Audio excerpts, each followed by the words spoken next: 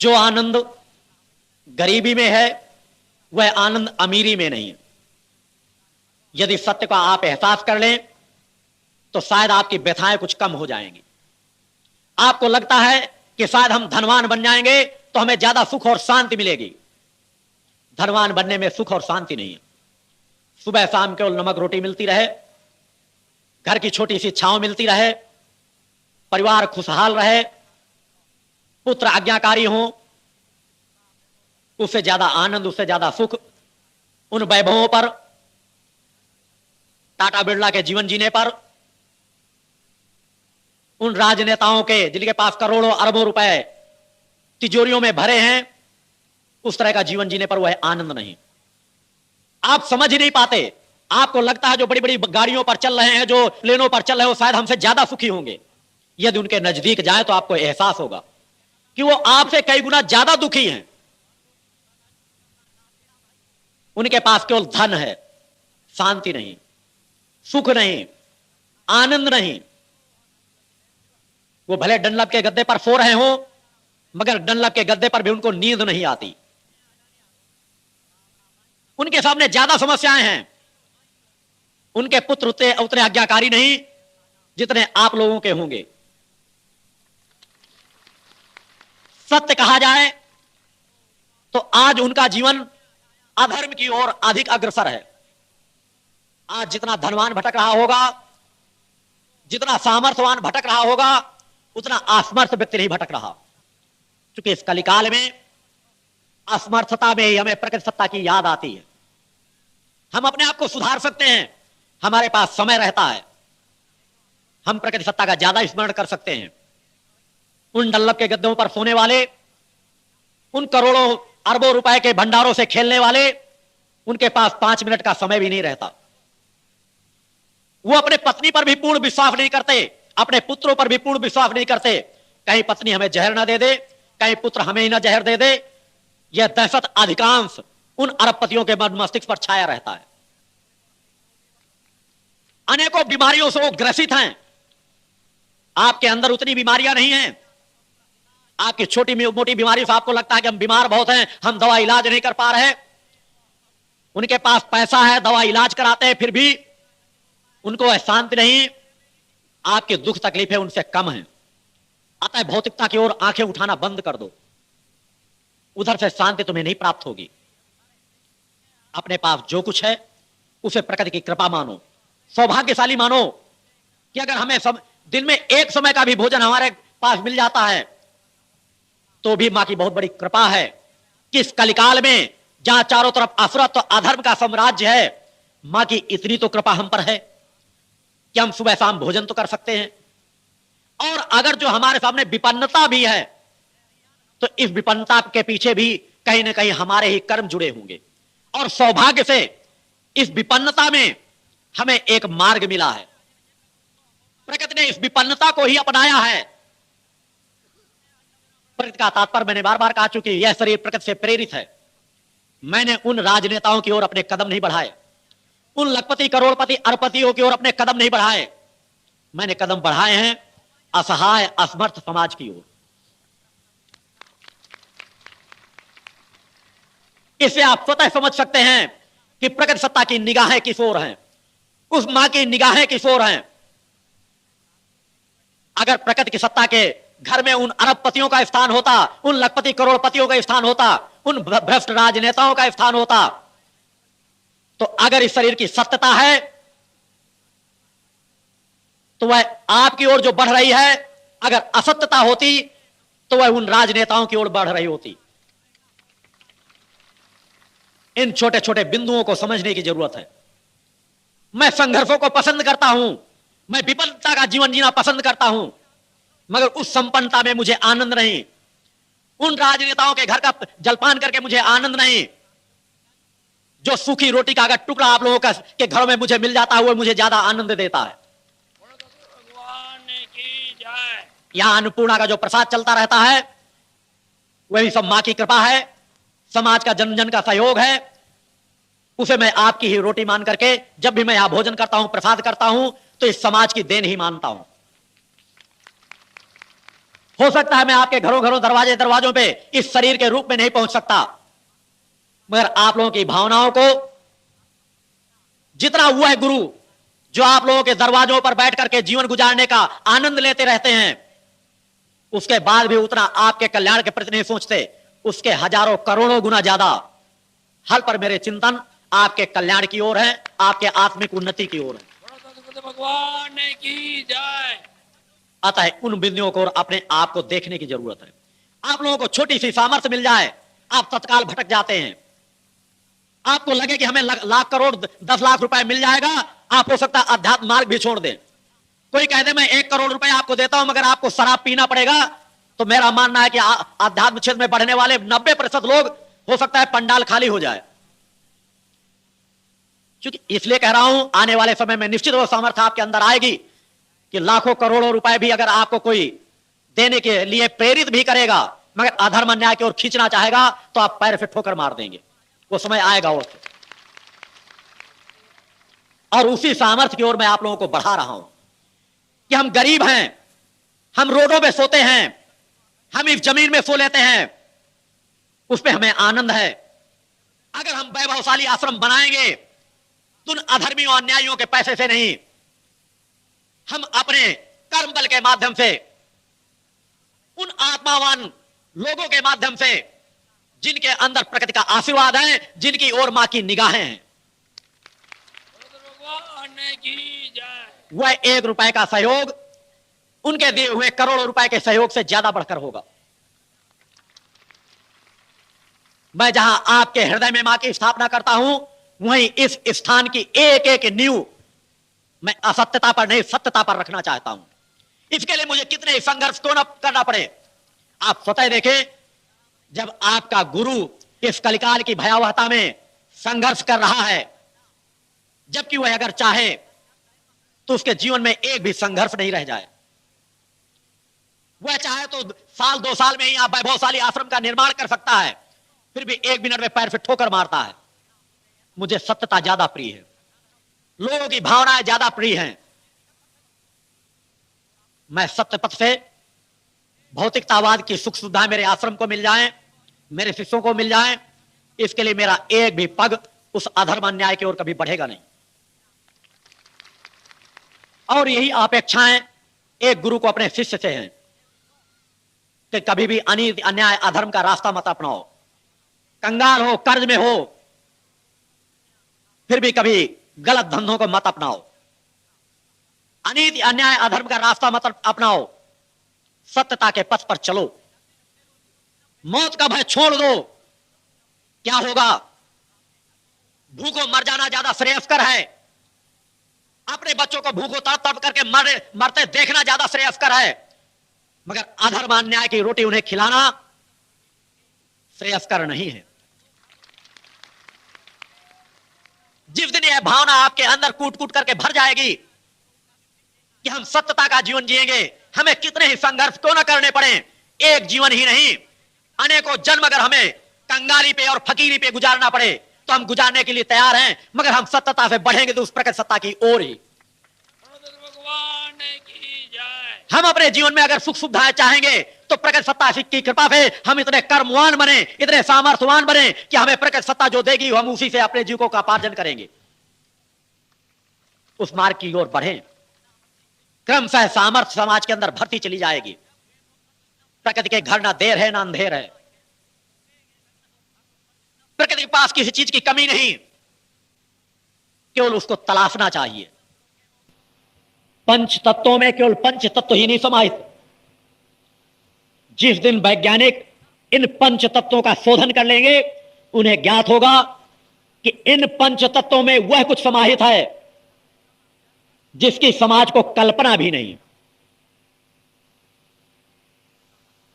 जिस तरह से कभी लगता है कि यह ऊर्जा समाप्त हो जाएगी तो सौर ऊर्जा, सूर्य से ऊर्जा का दोहन शुरू हो गया है, उसी तरह से हम वायु से क्या दोहन कर सकते हैं, आकाश से क्या दोहन कर सकते हैं, जल से क्या दोहन कर सकते हैं, पृथ्वी से क्या दोहन कर सकते हैं, अग्नि से क्या दोहन कर सकते हैं।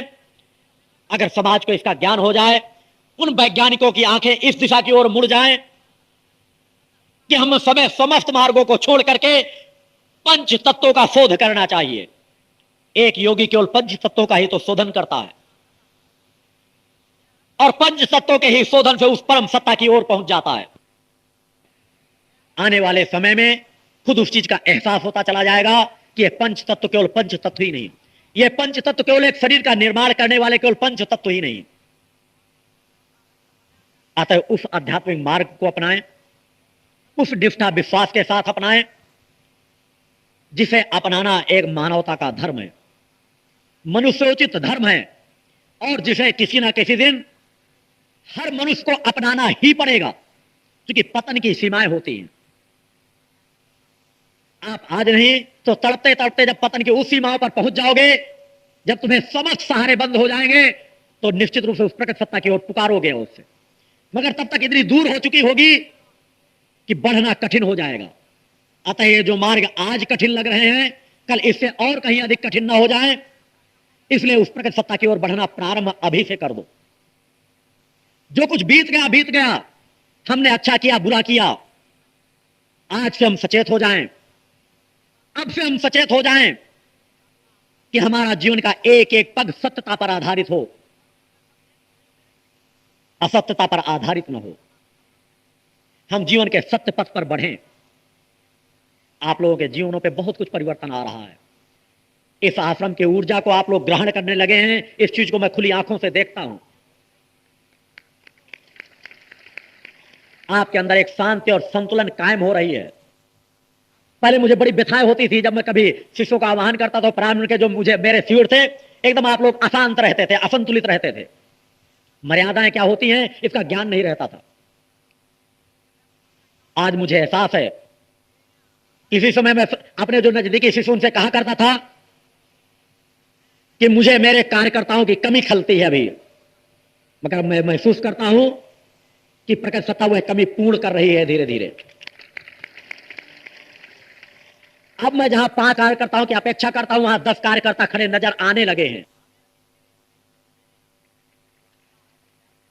रह गया एक क्षेत्र और, भौतिक क्षेत्र का। तो निश्चित है जो जो आप संस्कारवान बनते चले जाएंगे, उसी तरह आपके अंदर एक भौतिक संपन्नता भी आती चली जाएगी। क्योंकि जिस तरह से इस आश्रम का विकास होगा, उसके पहले आपके घरों का विकास होगा। क्योंकि मेरे जीवन का लक्ष्य है, मगर उसके लिए व्यथित और परेशान ना हो। जो जो अपने संस्कारों में परिवर्तन करते चले जाएंगे, आपके जीवन में पूर्णता भरती चली जाएगी।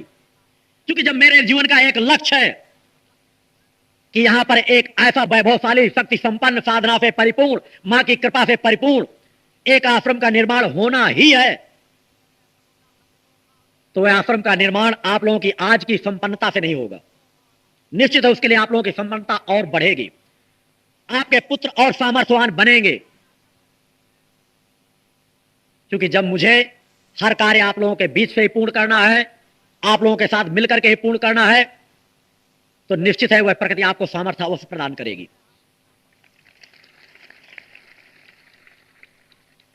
धैर्यता कायम रखना एक शिष्य का मूल धर्म होना चाहिए। अपने जीवन में परिवर्तन करो। मैंने बार बार कहा है, दुनिया की कोई ताकत हमारे संस्कारों के फल को छीन नहीं कर सकती। केवल संस्कारों की ओर बढ़ते चलो, तर्क और कुतर्क में अपना समय नष्ट मत करो। यह सत्यता का मार्ग है। अनेकों जीवनों के आपके सौभाग्य संस्कार हैं कि इस जीवन में आप मेरे साथ यात्रा तय कर रहे हैं, क्योंकि मुझे अपने आप का ज्ञान है। जब मुझे अपने आप का ज्ञान है, तो मुझे इस चीज का ज्ञान है कि जो भी मेरी सानिध्यता प्राप्त कर रहा है, मेरे साथ इस सत्यता के मार्ग पर चल रहा है, तो निश्चित है उसके संस्कार हैं। उन संस्कारों की दिशा को बढ़ाते चलो। जिस मार्ग पर हम आप सभी बढ़ रहे हैं, उस मार्ग पर संघर्ष बहुत हैं, कठिनाइयां बहुत हैं, मगर क्या उन संघर्ष और कठिनाइयों को एहसास करके हम उनसे मुख मोड़ लें? क्या हम आक्रमण बन जाएं? क्या हम उस प्रकट सत्ता से अपने आप को और दूर करते चले जाएं? ऐसा नहीं होना चाहिए। हम उस प्रकट सत्ता के अंश हैं। हमें उस प्रकट सत्ता की ओर बढ़ना ही है, हमें उसकी सामर्थ्य को हासिल करना ही है।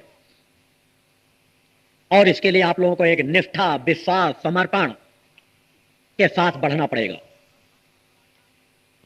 हो सकता है मैं इस शरीर के माध्यम से आप लोगों के घरों पर न आ सकूं, मगर निश्चित यह विश्वास रखो कि मेरी चेतना तरंगे किसी भेदभाव के बगैर, मैं मानता हूं कि हो सकता है कि मेरा शरीर, स्थूल शरीर कुछ भेदभाव बरत दे, मगर मेरा सूक्ष्म शरीर का भी भेदभाव नहीं बरतता। इसीलिए मैंने उस मार्ग को अपनाया है आप लोगों के कल्याण के लिए कि मेरी चेतना तरंगे संभाव से एक गरीब के, एक अमीर के, किसी जाति, धर्म, संप्रदाय का भेदभाव रखे बगैर लोगों की भावनाओं के अनुसार सभी लोगों के घरों में उसी तरह समान रूप से प्रवेश करती है। और उस सत्ता का प्रभाव ही है कि मुझसे कम लोग भले जुड़े हों, मगर उनके और मेरे रिश्ते में एक प्रकार का है। हो सकता है मैं उनके नजदीक कम बैठता हूं, मगर उनके और मेरे रिश्ते में एक आत्मीय रिश्ता बना हुआ है। उनके और मेरे रिश्ते में जो समर्पण है वो अन्य संस्थाओं के, अन्य धर्म गुरुओं के बीच देखने को नहीं मिलेगा। यह परिवर्तन का चक्र चल चुका है और सतत चलता रहेगा, मगर हर पल हमें सचेत रहना है। कभी ऐसा ना हो कि हमारे संगठन में भी उसी तरह की न्यूनताएं आ जाएं जिस न्यूनताओं की ओर आज आपका गुरु उंगली उठाता है। अतः निश्चित है आज आपका यह संगठन प्रारंभिक अवस्था में है। गलतियां होंगी, मगर गलतियां बार बार दोहराई ना जाएं। यदि गलतियां हो रही हैं तो उन्हें सुधारा जाए, प्रायश्चित किया जाए, भविष्य में ऐसी गलतियां ना हो इसके लिए सतत प्रयास किया जाए। हमें हर पल सचेत रहना है कि हमारी साधनात्मक ऊर्जा का दुरुपयोग ना हो, हमारी जन कल्याणकारी भावना का कहीं दुरुपयोग ना हो और हम सत्य की ओर सतत बढ़ सके। अतः वह विचारधारा आप लोगों के अंदर होनी चाहिए। हर पल मेरे चिंतन आपकी ओर समर्पित हैं। आप जितना मुझे शांति देंगे, संतुलन देंगे, उतना ही मेरी ऊर्जा आप लोगों की ओर बढ़ेगी। अतः कल जो शिष्य दीक्षा लेना चाहें, संतुलित रूप से, मर्यादित रूप से, शुद्ध कपड़ों के साथ, और शुद्ध का तात्पर्य नहीं कि अगर आपके धुले ना हो, हर तरह के भक्त मेरे शिष्य हैं, गरीब हैं, अमीर हैं, कई लोगों के पास है एक एक ही वस्त्र हैं, तो यह कोई बहुत बड़ी प्रतिबंधता नहीं है। आपके कपड़े अगर धुले नहीं है, मात्र थोड़ा सा जल आप अपने कपड़ों में छिड़क लेंगे, मगर कम से कम आप स्नान किए हुए अवश्य हो। कहीं ऐसा ना हो कल तक आप बीड़ी सिगरेट पीते हो तो कम से कम कल यह भी प्रयास न करें कि नदी के बाहर से बीड़ी सिगरेट पी गए और कुल्ला करके यहां आकर बैठ जाए। क्योंकि मेरी प्रथम मांग है, आप गुरु दीक्षा में दक्षिणा समर्पित करें या ना करें, मेरी सबसे बड़ी दक्षिणा है कि अगर आप मेरे शिष्य बनना चाहते हैं तो आपको नशा मुक्त जीवन जीना ही पड़ेगा। बोलो गुरुदेव भगवान की जय। और उससे बड़ी कोई मैं प्रतिबद्धता नहीं कायम करता। इस मार्ग पर चलना आसान है। आप इसके पहले किसी भी गुरु से दीक्षा लिए हो, उसके बाद भी आप दीक्षा ले सकते हैं, क्योंकि गुरुओं की श्रेणियों के बारे में मैंने पूर्व में कैसेटों में चिंतन दिया है। उन अनेकों गुरुओं के मार्गदर्शन से चलते चलते आपको इस सिद्धाश्रम का आज मार्ग मिला है। अतः आप सौभाग्यशाली हैं। कई लोगों को लगता है कि कहीं ऐसा अपराध तो नहीं हो रहा, हमने फला गुरु से ऐसी दीक्षा ली थी और आज यहां पे अगर हम दीक्षा ले लें कहीं हमसे न्यूनता तो नहीं हो जाएगी। इस मार्ग में कम से कम मुझे अपने आप का ज्ञान है। अगर आप यहां शिष्यत्व प्राप्त कर रहे हैं तो आप बहुत बड़ा सौभाग्य प्राप्त कर रहे हैं। बोलो गुरुदेव भगवान की जय। अतः वह विचार आपके मन मस्तिष्क पर नहीं होना चाहिए। शिष्य कोई भी दीक्षा प्राप्त कर सकते हैं। शुद्धता के साथ आएं, समर्पण भाव के साथ आएं। गरीब और अमीर यहां समस्त एक समान है। मेरी दीक्षा का कोई शुल्क नहीं है। शिष्य अपनी सामर्थ्यानुसार जो कुछ समर्पित करना चाहें वह उनकी इच्छा पर आधारित रहता है।